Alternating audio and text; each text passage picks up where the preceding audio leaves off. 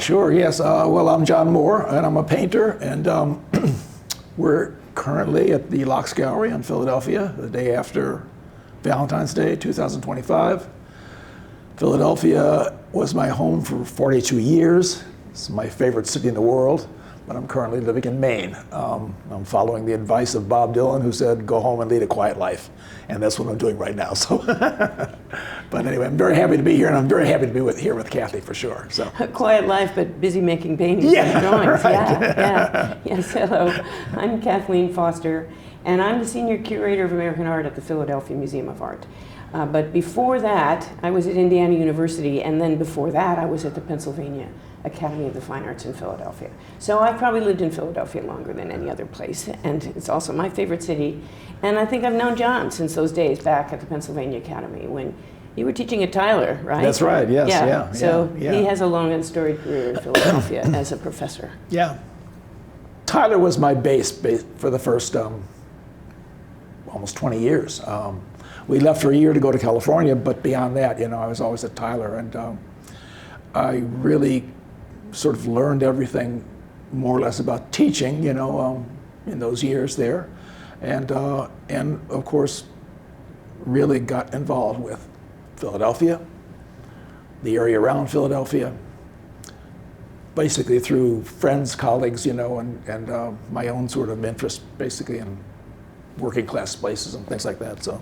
Yeah. There was an interlude in Boston, though, and then you came back to Penn. No, well, actually, what happened was I went to Berkeley for a year. And that was in, I think, 1980 or whatever. And then we came back to Tyler through till 1988. Then I went to Boston for 10 years. Yeah. And I was in Boston from 1989 to 1999. Boston University. Boston University, yes. And then I came back to Penn in 1999, and I was there until 2009. So, yeah. So it's a homecoming then. It is, and I'm always thrilled to come back here. So, Well, it's interesting to me now because you're based in Maine at the moment. How does that differ? Having been all these years in a big city, and a lot of your images are sort of urban-based.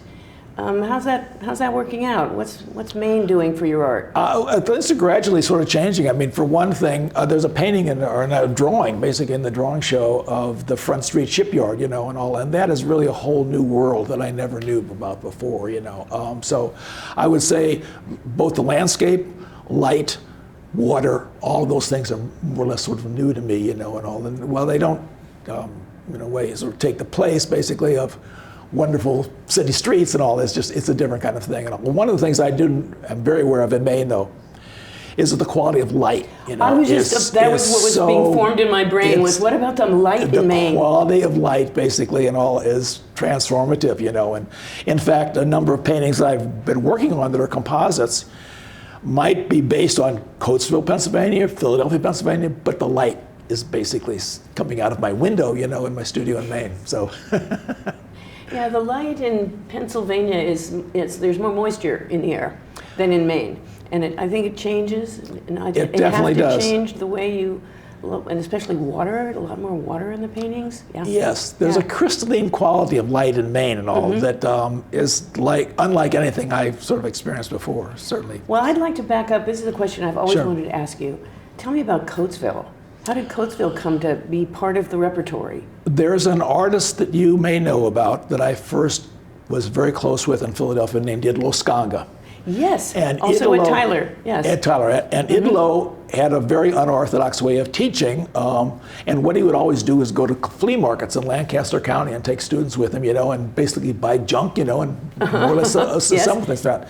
And I was out there with him one day, and we were coming back from Lancaster, and there's a bypass around Coatesville and all. And we took the wrong road and went down into Coatesville instead of going around it all. It was a mistake. And all of a sudden, I'm in this place that I thought was like a homecoming in a way, or sort of a Brigadoon moment, because I knew everything about this place without ever having been there before. I knew what it smelled like, I knew what it looked like, I knew all those factory buildings. I knew this, It's kind and of eerie. I thought I really want to go here and all. And the other thing is, I knew, and too, and all, that Charles Demuth had worked there. Yes, yes. And Ralston Crawford had worked there. And I was interested in finding out where they had worked, and what their sites might have looked like and all. So I went out back there with catalogs, and I found exactly where Ralston Crawford had made his painting of the main sort of building. In fact, I was standing in the exact spot that he must have been standing at when he painted that painting. He painted in 1936, and I'm there in 1986, and all. And it was just. It was pretty sort of amazing, and all. The other thing is, I did not know where Demas' work was from and all, but I found out later that his views were from the train that passed from Lancaster to Manhattan that goes across that bridge in Coatesville and all.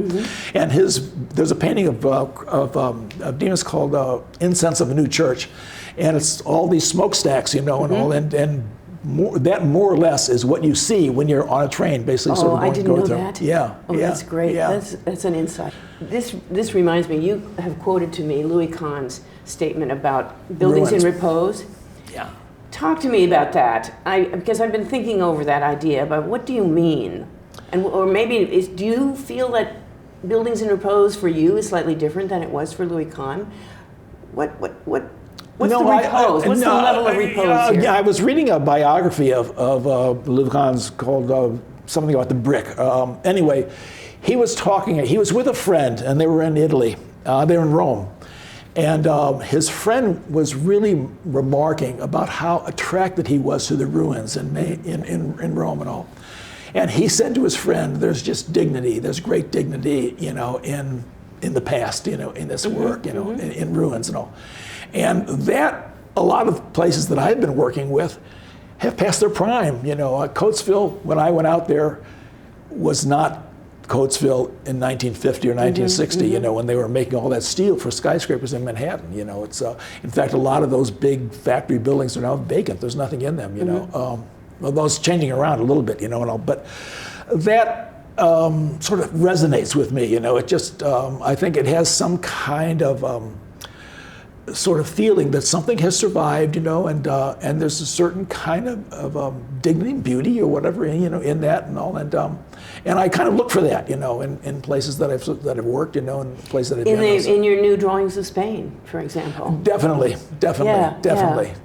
yes. I was thinking, because I was looking at that picture of Coatesville, which is one of the oldest pictures in the exhibition today, and thinking about that issue of repose, because actually you don't have a sense of forlornness in those industrial buildings.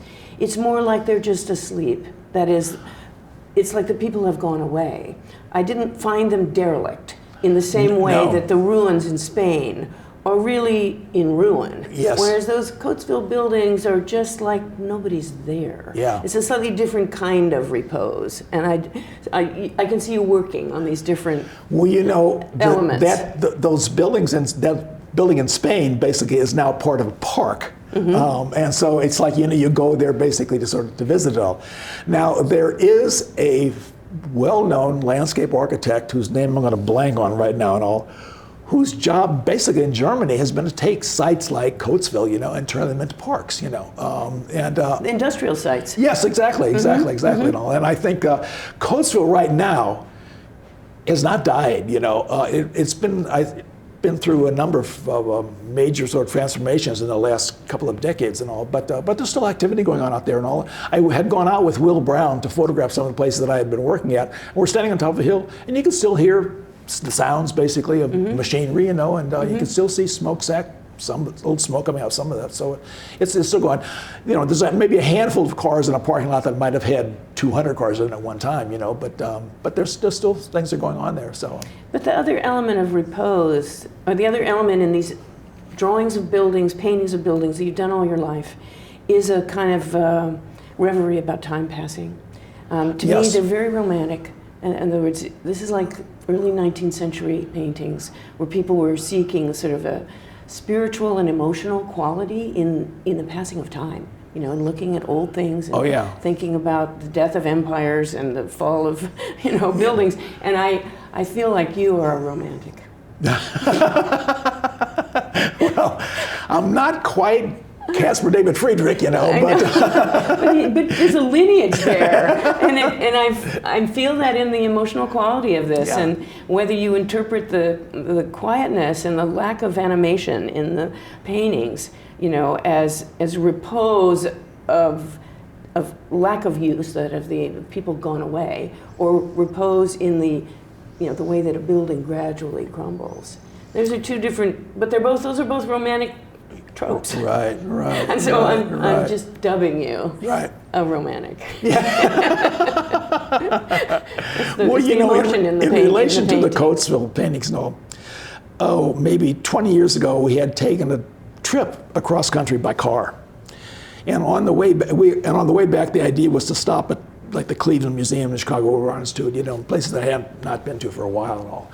And we had left the Cleveland Museum, we were going to Buffalo and all, and it was a little bit too far to drive, it was a little bit too late at night, and so we pulled this little town called Connet, which I never knew anything about and all. It's a Lake Erie town and all, where they ship ore to Canada and all. And so we stopped at this motel, which did not have a restaurant, and we're talking to, so we can get something to eat and all. And she said, "Oh, my favorite place, go right into town and all." And she directs us to this Italian restaurant. So we go down there, and I thought, look at this place, and look at this place. It's just, the place was still alive, and in some maybe views, a kind of an ugly place and all. But there was a chamber of commerce that had decided to sort of beautify part of the downtown, and there was a beautiful little flower garden there and all. And it overlooked basically this, these sort of slag heaps, and all. And I thought, that's just, there's something about a human spirit, It's just what I was going to say. That's humans for you. For sure, exactly, yeah. So that was that, and that led to a couple of things and all. But it also, it's another variation basically on the Coatesville thing. It's making me think of the drawing in the show right now of a little figure in a window against the big piers of the railroad bridge, and then the sort of ruined walls on the side, and it looks like a little girl to me, but maybe I'm projecting. But there's that quality of a little human person in the midst of really kind of sublime combination of ruins. That is Coatesville. That's basically one of the original mill buildings in Coatesville. It's still partly standing as a ruin, So it literally through is which a ruin. you can see where the train, the Demas took, and all, and beyond that, the mill buildings and all. So, and there was a little girl standing there and all. I don't know what she was doing. If she was, in fact, I don't even know if it was a girl, but there was a little person sitting there and all, and she was picking something out of the water, or whatever. So she's just so tiny and dainty and delicate. And then these massive bricks and that's train. The bridge behind her and everything. Anyway, it's a very hypnotizing drawing because there's so much going on, and it's like moving forward and back a lot. Actually, this makes me want to ask you about charcoal, because that's one of your newer charcoal drawings, right? Although you've just admitted that it's kind of pulling on all these different threads of the past. Let's talk about charcoal for a minute. When did you get interested in charcoal? I've been doing charcoal drawings for a long time, but never on the scale that I've been working in the last 5 years or so. And all. And that really just came about because one of my graduate students at Penn was leaving town, and she was selling all of her stuff. She was selling her easels, and she was selling these rolls of paper, and all, which she apparently wasn't going to use anymore. I don't know, but anyway, I bought it from her. And it was beautiful arches. Oh my gosh, your paper is. I was wanted to ask you about that. It's arches. It's arches. It's gorgeous texture and deckled edges. Cold pressed, yes, exactly, and all. And so I bought that roll from her. I didn't know what I was going to do with it, but I rolled it out. It's 48 inches wide, 45 inches wide, and all. And I thought, if I do something on this that's going to be this big, it'll have to be under glass, it'll be heavy and all. So I didn't know if I would do something with that, but I did. I rolled it out. So I rolled out pieces that were square, approximately 45 by 46 inches, something like that. And it took a long time for that. When was this? When did this happen?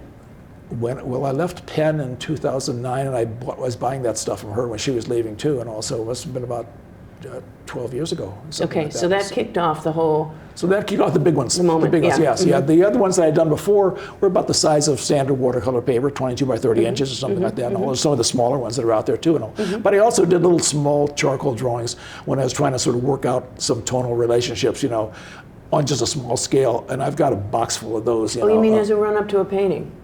You would make a charcoal? With the idea, basically, at one point of thinking of how the tonal relationships would look, and to make a painting and all. But then it worked the other way too. I was working on a painting and all, and a couple of those drawings were done simultaneously with a painting that I was working on. So it goes back and forth. This opens up a whole revelation for me, that the it's the tonal relationships in the painting that are the thing that drive your imagination. You're thinking Yeah. about the lights and darks, Yeah. not the colors. Yeah, yeah, exactly, yeah. That is so interesting. Yeah. Now I've learned something about you.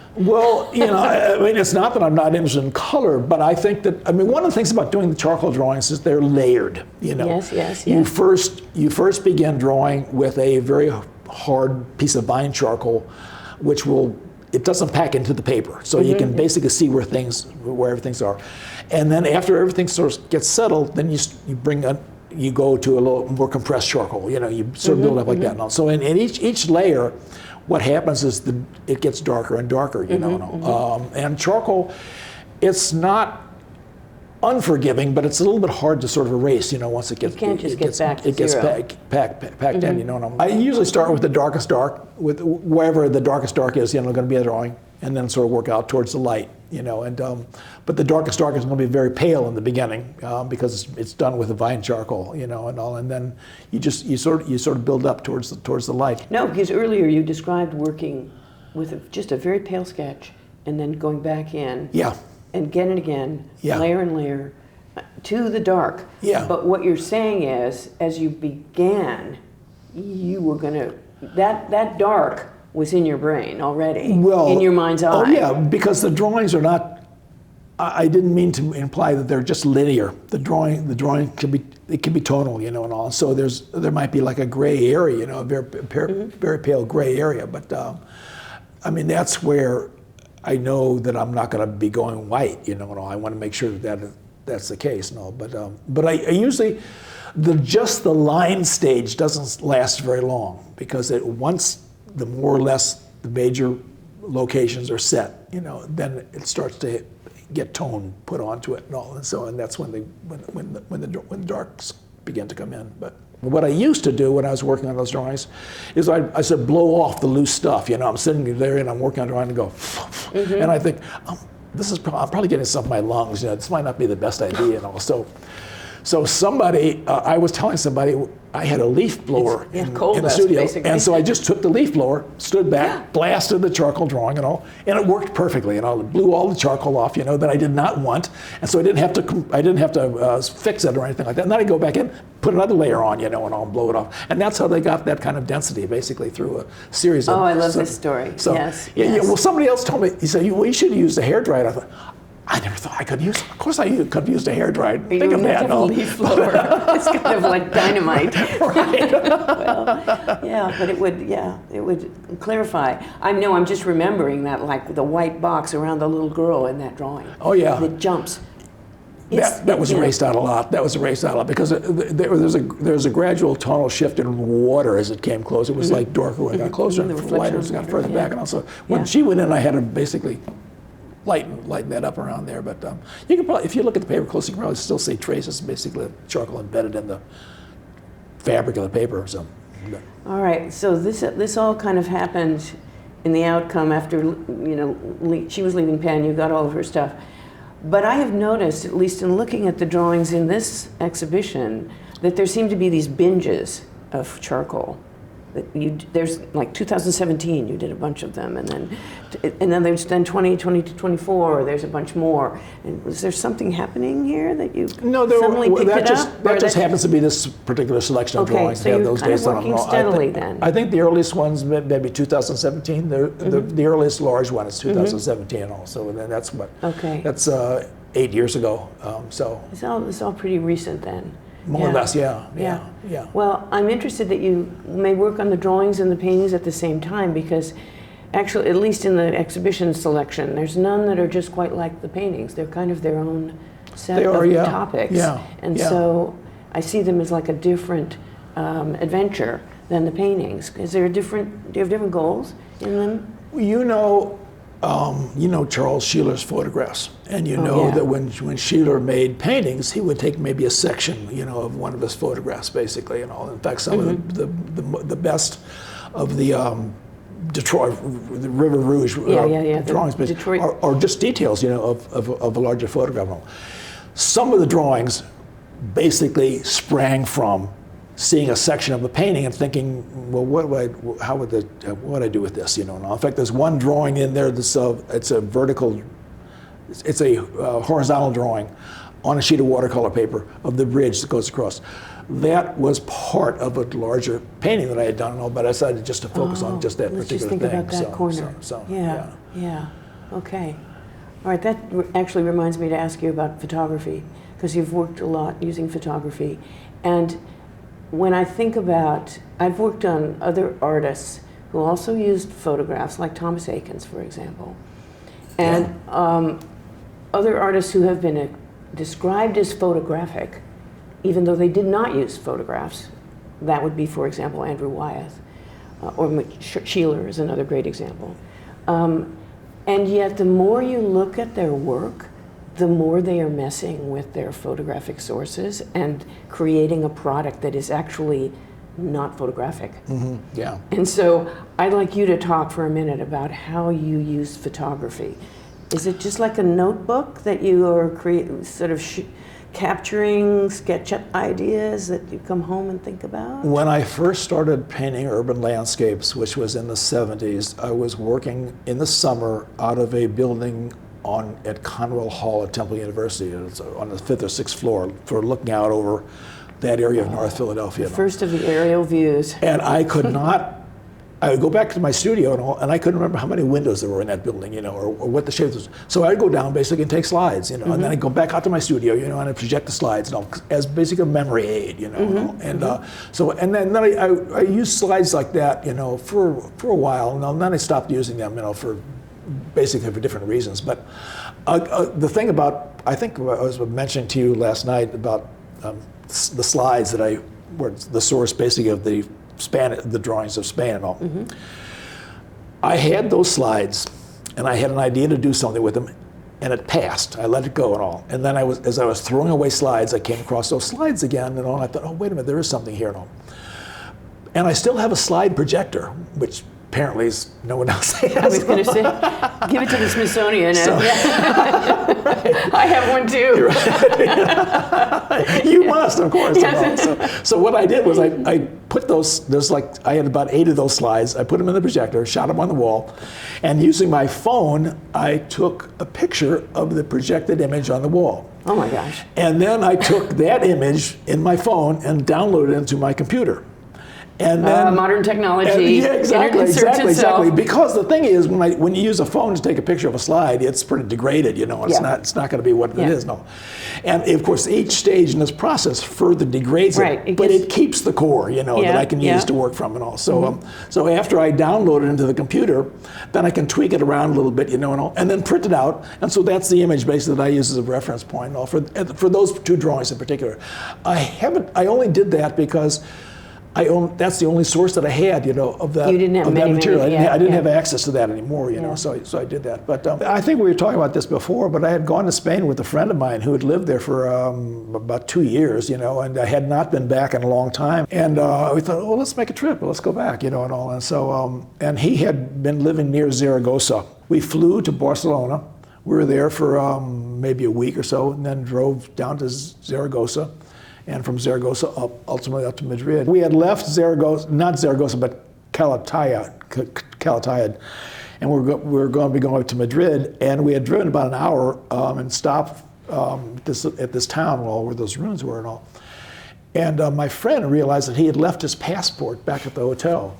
And so he had to turn around and go back, and so he left us there. We were there for it was like 2 hours. While he had gone back, and came back, and also we were just walking around that place, and kind of really absorbing it, in a way. And so that's where they came about. But it's interesting that those slides basically just stayed in a drawer for a long time before you. I had boxes of them, and I thought I'm never going to be looking at these again. I'm just going to get rid of them, And so I was just throwing a lot of stuff out when I came across those. And so, but now I don't have any more resources there, no more slides. So yeah, I'm sad. I gotta find new stuff. I'm sad you threw all your Coatesville slides out. That really makes me makes very sad as a historian. And it makes me very sad too that I did not keep that stuff. So, but other things like the Front Street Shipyard, that was done basically from drawing sitting on I think it's Bridge Street. It's in Belfast. It's the street above, basically, where the shipyard is. Yeah, you can see all the lifts and things. Yeah, and there was like an apartment building there and a parking lot, not apartments, it was a 4-story building, small building with a small parking lot. And I'd go over there during the day, and there would be cars would be gone. I could just sort of sit in my car, and just sit there and work and make a little drawing, in the So cars. the window grid is just superimposed on the... The window grid in that front street shipwreck is the same window grid that I was in my studio at the Globe Dye Works and all. And it's in the same, it's in this painting out here too. So. But see, that's my point. Yeah. Is that you're pulling these different experiences into the same image. I mean, I'm looking at this painting right behind us, and explain to us like all the sources that are in this painting. It looks like it's a real scene. It looks like you're standing there. Well, that's the point. Yeah. But in fact, where are we? At the top of the fountain, where the angel is the Bethesda fountain in Central Park.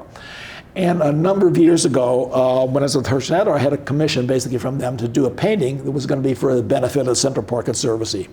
Oh. So I was in this park for a while, and all, and making little drawings, stuff like that. And I did something with that, and I thought, what am I going to do with it? Maybe I didn't do anything with that, and all. I did something else, but I had that around and all.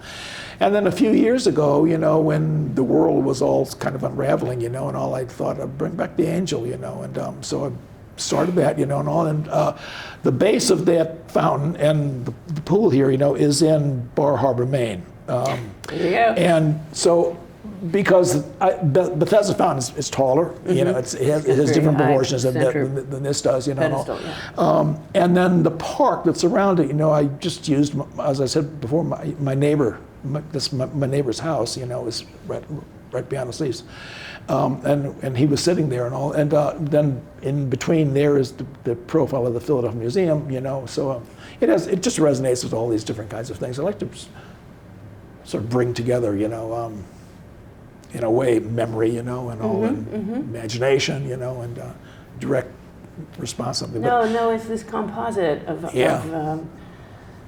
ideas. Yeah, memories. Usually something has to trigger it, and it's an on-site experience, or something. I can't simply take a photograph, make a painting from it. I couldn't do that, unless I had unless the photograph was really a memory, aid rather than, something to be copied. How many windows are in that building, kind of thing. Yeah, exactly. Yeah. So, but on the other hand, the initial experience is crucial. It has to be there, and all, because that's where everything sort of starts. And all. I'll tell you a funny story. Alex Katz is a very dear person, and all, and he's in Maine every summer, and I usually. By the end of the summer, this is up until a couple of years ago, I would sort of go over to the studio, before August, before he packs everything up, and I'd look at his work, and we'd talk about stuff, and then we'd go and have lunch. And one of the paintings in the studio when I was there was a painting of a view of Lincolnville Beach, and there were these boats, and they were all lined up in a straight line. And I thought, well, that's really odd, that the boats are like that, and they're all in a straight line. So we go down to lunch. We're sitting in this restaurant, and I'm looking out at the water. And here's these boats, and they're all lined up in a straight line. And I said, oh, look at that, that's just like in your painting. And he said, well, that's the point, isn't it? And he said, there's a channel there, and that's why all those boats are all lined up like that, Turned out to be very realist. Yeah, and the point of that basically is serendipity, it's like you see, it's something and it's an experience that is not common, and you take advantage of it, but basically. But based on a real experience. Yeah, exactly. Just exactly. a little uncanny, maybe. Yeah. That's a great story. Unfortunately, I destroyed almost all the slides that I had of Coatesville and all, but I do have, sometimes I go back and look at paintings that I had made of Coatesville before, and think, oh, wait a minute, I could do something with that, or change the context of it, or put it someplace else, or do something with that bridge, and all. In fact, there are 2 or 3 drawings there that have that bridge in it, So things come from different places and all, but I don't have to be there anymore, And I first went to Coatesville in 1986. I was there for, for maybe off and on, for a year. I used to get up at 5 o'clock in the morning and drive out there because the neighborhood that I was in Coatesville was maybe not the safest place to be during the day. In fact, the best views of Coatesville were from a tennis court that had broken glass all over it, and all, and it was up high and all, but the views were terrific there and all. So I would get up there early when the sun was just sort of coming up, and all, and so both that fact, the light the reason for being there at that time of the day, all sort of came together, and made that. Now, that's still in my memory, I think about that, and there's a drawing, one of the drawings is called Talking, and some people that are sitting on a bench that's up on the top of that hill from that particular tennis court area and all. So, and I did that maybe about 4 or 5 years ago, partially because I still remembered that place, and somebody had given me a postcard of Coatesville. I could tell you a whole other story about Coatesville without sort of going into it, because it turns out that one of my former students' grandparents founded Coatesville, great-grandparents founded Coatesville, the Worth family. And in fact, if you find a late 18th century map of Coatesville, and all, it says Worth property, Worth this, Worth that, and all. That's Alexi's family. So, but all those things basically make Coatesville still alive for me very much, So I didn't have direct access to it and all. But some of the things, like I say, part of this, was based on just looking at my neighbor's lawn, and Do you sketch outdoors? Do you paint outdoors? I did, yes.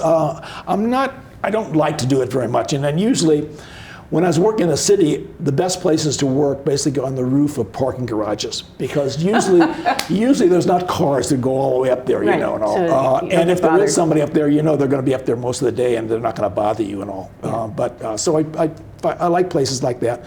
When I was in Tel Aviv, I worked on the roof basically of a hotel for the whole time that I was out there. Is that the painting that's at the museum? Yeah, exactly. Mm-hmm. That's from the hotel? That's from a hotel, yes. Yeah, yeah. That was, the Tel Aviv Museum had, they invited a number of artists to come to Tel Aviv to work for a month, with the idea basically of having a celebration of the 90th anniversary of the founding of the city of Tel Aviv. Tel Aviv Museum did this, no. And so I was invited. There were a number of other people that were invited but didn't go. Like Rackstar was invited, but he didn't want to go for that long. Kathy Murphy did not like to work that way, and all. But Philip Pearlstein did. I went there. Philip went there. George Nick went there. And so, do you want to hear this? Yes. So, okay, the thing is, yes. We were going to be out there for a month, and the hotel was the off season, and so they let us stay at the hotel for free. George and Philip got there a week before I did and all, and I thought, they're going to find all the best places, and all. What's going to be left, and all. So I visited their sites when I first got there, and I thought, I can't do anything with this. It's already there, and all. And so George Nick said, well, go up on the roof of the hotel, He said, there's a pool up there, and all, and nobody will bother you, and all. And so I went up there on the roof of the hotel, and it's a great view, and all. That's where that painting came from that view, and all. But the reason that it was accessible was because there was a structure on the roof where they had all of the coffee makers, all the equipment basically, parties of the and I could stand around in back of that, and the people in the pool on the other side did not know I was there, and all. And so, because people can be it can be difficult basically when people want to stand in back and watch. So you were out there with that actual canvas?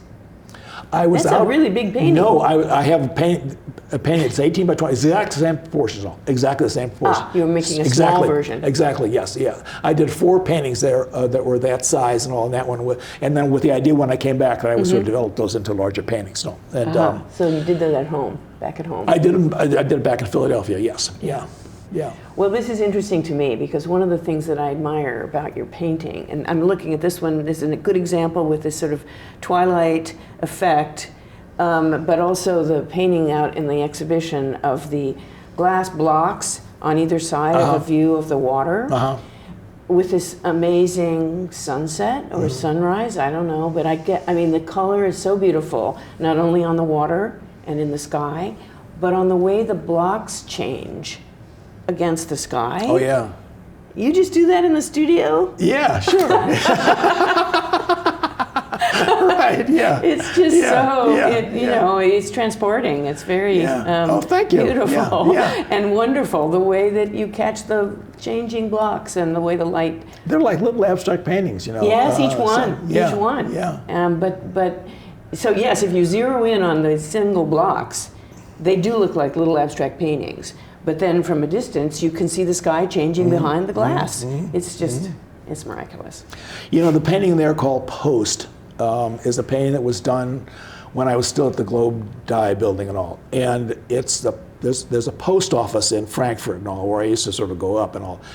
And that's where all those glass blocks were, and all, and the windows and stuff like that. I and all. see. And So a lot of that comes from that that's moment. That, yes. And the other thing is, when I first got a studio at Globe Dye, there were a number of studio options available, and one of them had glass blocks. And I thought, I don't want that. I want to be able to see outside. No.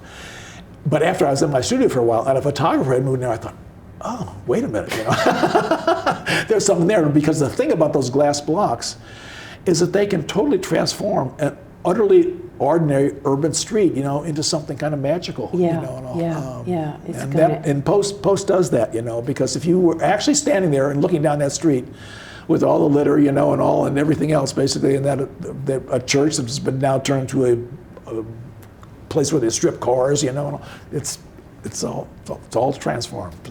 That's optimism, I guess. That's hopeful. That's right. That is. That's hopeful. Yeah. No, you recalling to mind the great painting of the windows in your studio, the Globe Dye Works, that you can both see the studio reflected behind you and also see through the glass. Right. Now, is that just a fiction? No, that's all totally real. Oh, okay. I totally painted that only in the studio at night. That's totally real. There's another night studio. You painted it at night? Oh, my God. I painted at night, yes. I know, but that's so hard to see the colors at night. How do you do that? Well, actually, a lot of the colors kind of disappear at night. What happens is I just turn on only the light that I need when I'm in the area that I'm working on in the painting and all. And so the rest of the room basically is darkish, and all. And you can see that in that painting because there's a little bit of light on the back of the canvas that's on the wall on the left side and all. The stretchers you and can see. Yes, and that was, but the first time, there's an earlier painting of this, a night studio that I painted in Boston.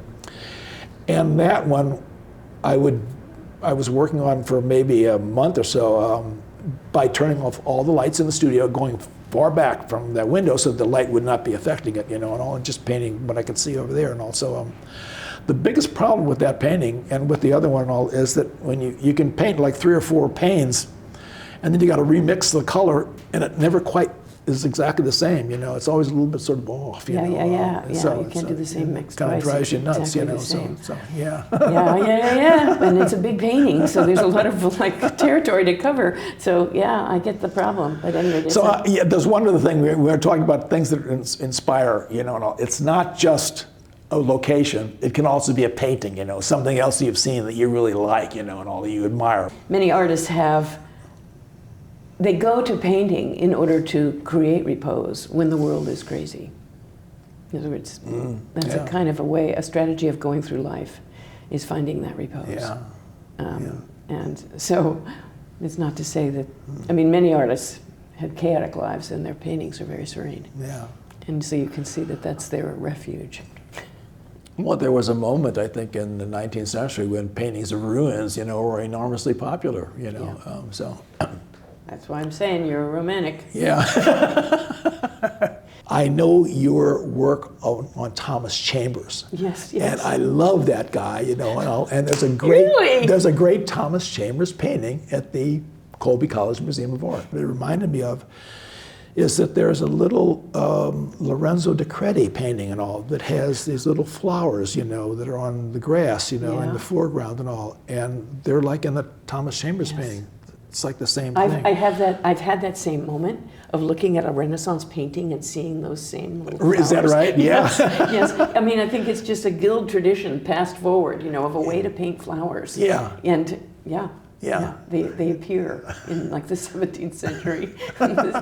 His work has so incredibly dramatic contrasts. Oh my God. And they're so alive with shapes, and how shapes fit together and all, and how you can see into space and you can see light in space. Tremendous vivacious surfaces, yes, and strong color contrast, yes. Yes, I would not have thought you would have loved Thomas Chambers. Well, at Philadelphia Museum, I like the Miracle of St. Francis of Tolentino or whatever, that Giovanni Di Paolo painting. That was one of my favorite little paintings there. So I know, that's what museums are for, so that people like you can come and find a soulmate 500 years earlier. Yeah. Well, also, of course, Pierre Roy, there's a painting called the metric system that the Philadelphia Museum had for years. It was up, and apparently somebody defaced it with a ballpoint pen or something. Anyway.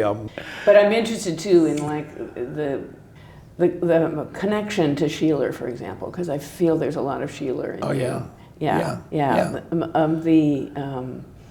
Well, it's the purity, the cleanliness, the calm, etc., and the love of these modern surfaces, you know, of modern architecture and so forth. At any rate, I feel that there's that same pent-up emotion that is in these serene paintings. And in Sheeler as well as in your work. I very much admire Sheeler. His surfaces look like he must have painted with sable brushes because the surfaces are just so beautiful, you know. Particularly the paintings of the River Rouge or whatever. The water is just so limpid, you know. It's really sort of beautifully painted and all. And when I saw the show, the photography show, and realized that a lot of his paintings basically are based on, as we were saying before, you know, details of the photographs. I didn't know that. Yeah, but he was a professional photographer. Yeah, I mean, he was a very good photographer. Yeah. And so this makes perfect sense. And he's looking at everything. He's looking at the big picture and the details. But I'm thinking about too the interiors, the skewed Doylestown. Yes. The skewed perspectives down, looking at the floor or on a chair or a table. More in your earlier work, more in your work from the 70s and 80s. Those beautiful tabletop pictures that I just look at them and I go, oh, Sheeler, it's a soulmate. Because they don't look exactly like Sheeler's paintings, but I can see that you were on the same wavelength. Oh, definitely. Yeah. I love those paintings, like the table that zooms off out the window. With weird stuff. How do you choose the stuff that's in this? Oh, you have some still lifes in this show. How do you choose and why?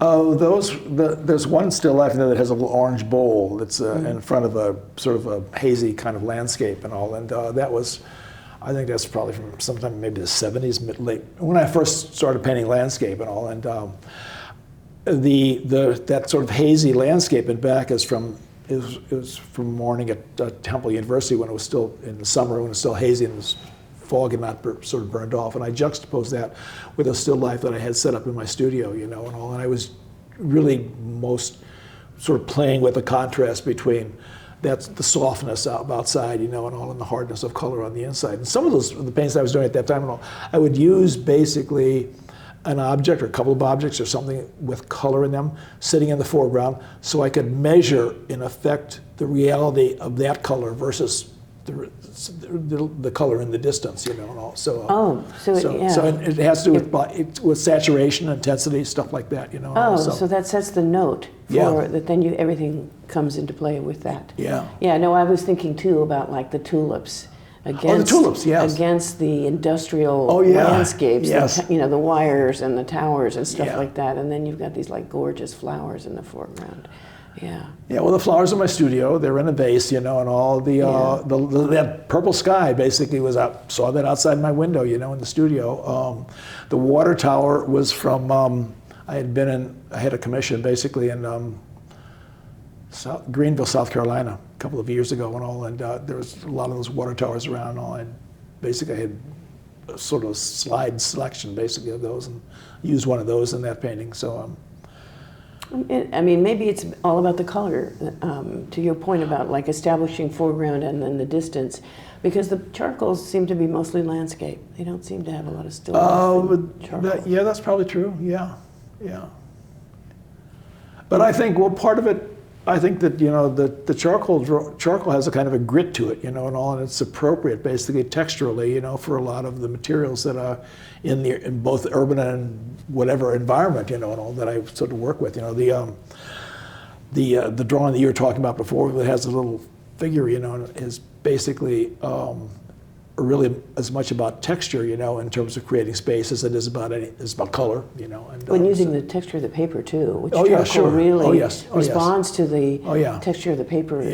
Some of those, there's even the smaller ones. This is a single building.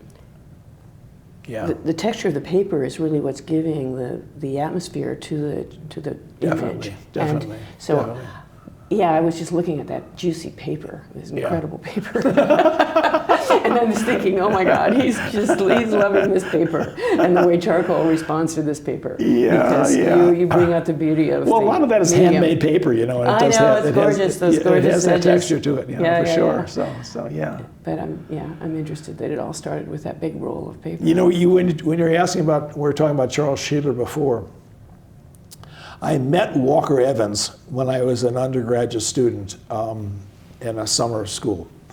And I knew, of course, his work because he's born in St. Louis, where I was and all.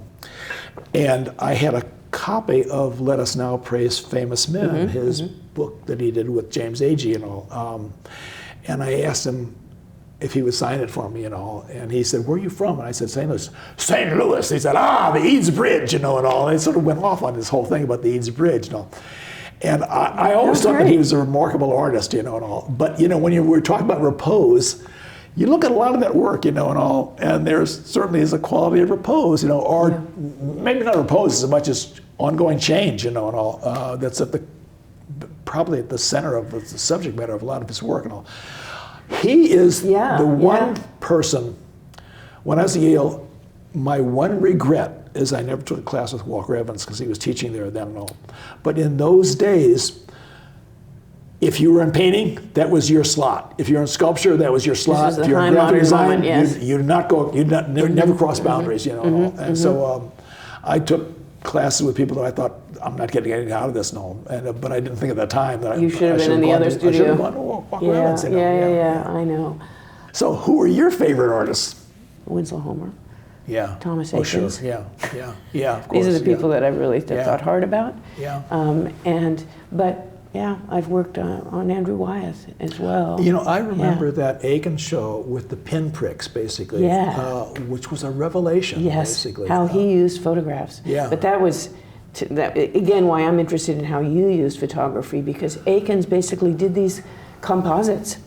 He would have like 30 different photographs, and he would take this figure from that photograph and a different figure, and then create a new composition that wasn't like any of the photographs, but that he really did it as you do as an aide-memoire, like how that fisherman bending over the net. Yeah. How do his pant legs, fold? Yeah. How does his shirt draw across his back? That's what the photograph was helping him with. Exactly. But then he put it together in a new thing. That wasn't exactly like any photograph, and it actually cheated in a lot of ways.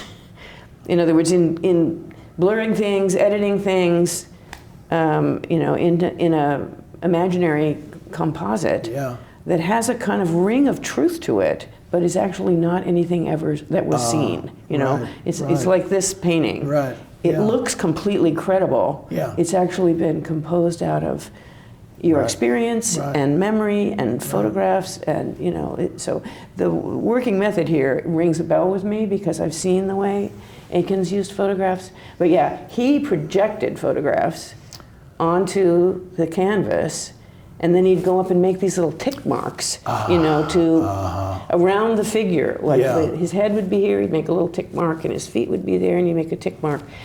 And then he'd turn off the projector, open the shades again, and then paint the figure. Yeah. Again, maybe with reference to the photograph, but out of memory and out of adjustments. He's a painter. He's making a painting. Yeah. How much revision do you do on your painting? How much what? Revision do you do on your paintings? A lot. Yeah, a lot. Yeah.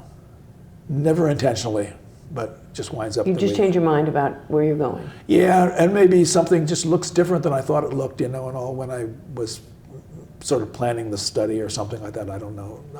Or sometimes something is also there, and it's like, that's not so good. It needs something else. It needs a different foreground. It needs something else. And the light has to change. Paintings, do they have a complete drawing for them, or are the paintings themselves an adventure? The paintings themselves are 90% invented. There isn't a drawing for them. So. Oh, okay. No. That's really interesting. I mean, there is a drawing on the ground, but there's no separate drawing. Beforehand. Yeah, no. So you don't have a lot of sketchbooks with like. Oh, I have a lot of sketchbooks. And what are in the sketchbooks? Oh, sometimes they're notes about things that I want to do something with. Sometimes they're maybe a drawing of a lamppost, maybe a drawing of Little details. of some little specific thing that I'm looking at. I had done when we were living in Boston. I was working on the parking garage of the Museum of Fine Arts and all, and there's the marvelous sort of roof of the school of the Museum of Fine Arts next door with all this mechanical stuff on it, and all. And there was all a line drawing, and I just sort of did up there, from in my sketchbook. You like geometry, don't you? Yeah, sure. Well, before I went to art school, basically I worked as a technical illustrator for McDonnell Douglas Aircraft in St. Louis, and we did isometric drawings, that's what we did for the most part for. Oh my gosh, isometric drawings of machines. Yeah, sure, yeah, we had drawing machines, and all, and you would do drawings of airplane parts on paper, and they put a piece of vellum on top of the paper, and then you would ink it, the process basically was to make reproductions basically for catalogs, that would, wherever, if there's an airplane, for example, on a aircraft carrier, they've got the manual that shows you how to fix the landing gear, and all. We did the drawings for that stuff, so. Well, that would train your hand and your eye both. Yeah. This actually reminds me of there's one of the charcoals of a landscape looking through the arch of a bridge, and there's like a river valley coming toward you, and it's got these little white things. Yes. What's that? That's in Coatesville. That's the east branch of the Brandywine River that goes down. Yes, that's maybe the title of the drawing. It goes down, and then what happens is that gets to a certain point, and then it sort of goes like goes underground, and past it. And those things are there, I think, to alert people if they're in the water, that this is coming. I can't think of any other reason why they would be there. I just thought it was visual play. It's actually it's absolutely for real. Yes, so this is the Alice Cat story. Exactly like Cat's boats. That's right. There they are. So. Yeah. Oh my heavens. So. Okay. Thank you. I'm really glad I asked. I am very, very fond of your paintings that have like inside and outside. That. Yeah. Like the studio, seeing out the window, or this view of the sea. I had the idea basically that I could use the window as a portal to any place in the world, and all. And when I was living in Boston, I had been to Spain again, in Barcelona, and I was back in my studio, and all I'm looking at basically is the Charles River, and across. And I thought, well, I'm not gonna paint. That's not much there, and all. But then I thought, wait a minute, I could paint Barcelona out that window, or I could paint an aspect of Barcelona out that window. Who would know, and all. And it would basically allow me to go someplace else that is beyond what I'm locked into, and all. And so that really made me realize I could use a window to go any place. I could put anything outside of a window. And I have since done that, so. There's a sense of your security and safety inside, and then like whatever the adventure is outside. I mean, sometimes the outside might be scary. Generally, it's tranquil, but nonetheless, the view from an inside kind of cozy place to an outside expansive place is just lots of fun. It's fun for the viewer. And I'm interested that you find it fun kind of just as an imaginative adventure, that you have an opportunity to go anywhere in your paintings. Exactly. Yeah. And actually, there's also a practical aspect of this too, because I don't have to be outside. I can be in my studio, I can turn on my music, I can do whatever basically, and have everything else sort of going on. Exactly. You're safe in your studio, and the adventure is outside. Yeah. When sometimes basically there is a kind of reverberation from the music that I'm listening to, to the work that I'm working on. And I remember specifically when I had this commission to Greenville, in Greenville, South Carolina, I thought, what's at Greenville, and all. And it turns out there's a very famous blues singer who is from Greenville. And so I got his CDs, and I was listening to them in my studio while I was doing the working on the Greenville paintings and all. And so I don't think context music. Yeah, it was in the air. It was sort of in the air. So I thought it's certainly not determined any brush mark that I made or anything, but it was it was there in some respects. Well, actually, this sort of inside-outside thing is like a second level of interpretation for me when I look at your paintings, because the thing that I really like about all the glass blocks and the window panes and stuff is the grid that they create for the painting. Oh yeah. And so sure. you have, like, you know, a lot of geometry going on in these paintings, and it becomes just a wonderful way to organize and tighten up the painting. Yeah. And then, you know, create a sense of space, you know. Yeah. And so the formal choices, or the first thing that I think of is, oh gosh, there's that beautiful grid. And then I think, oh yes, and we're in the studio, you know, and then you start thinking emotionally about the power of being inside.